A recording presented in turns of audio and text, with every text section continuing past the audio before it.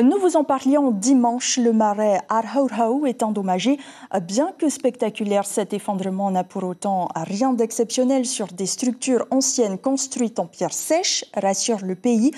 Mais la peine est profonde dans le cœur des artistes qui ont récemment foulé le sol du site culturel Sibel Plichard Uberliao. Il y a encore quelques jours, il dansait au milieu des pierres. Chargée de mana, elle le rapprochait de ses ancêtres et de la nature. Mais aujourd'hui, Olivier a le cœur lourd. Le marais avec lequel il a tissé ce lien s'écroule. Le hahou, la partie sacrée, a perdu de sa superbe. Une douleur. Une douleur qui vient de la terre. Choqué.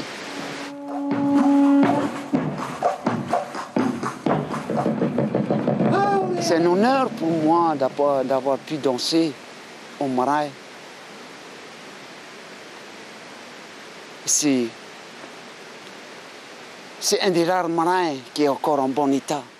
Ce site classé est très fréquenté, un arrêt obligatoire du Tour de l'île. Mais en réalité, il a été reconstruit il y a près de 70 ans. Si les pierres proviennent bien d'un marais, il n'y avait aucun édifice au départ sur ce site. Le marais Arhauhau, normalement, était à 1 mile à l'intérieur des terres. Il a été reconstruit plus près pour être accessible aux gens d'ici, déjà, qui voient un marais en bon état, et puis aussi au tourisme. Le marais originel devait être dédié au dieu Oro. Les spécialistes reconnaissent la forme arrondie des pierres taillées, un monument vivant.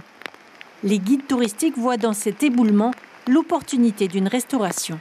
On va espérer que ça va amener une impulsion au service du tourisme et pas seulement restaurer cette partie et puis éventuellement ramener tous les artefacts qu'il y avait à une trentaine d'années. Un travail confié à la direction de la culture et du patrimoine. Pour les experts, cet effondrement n'a rien d'exceptionnel. Les derniers épisodes orageux et l'activité humaine ont sans doute contribué à fragiliser la structure en pierre sèche. Les agents promettent une restauration rapide.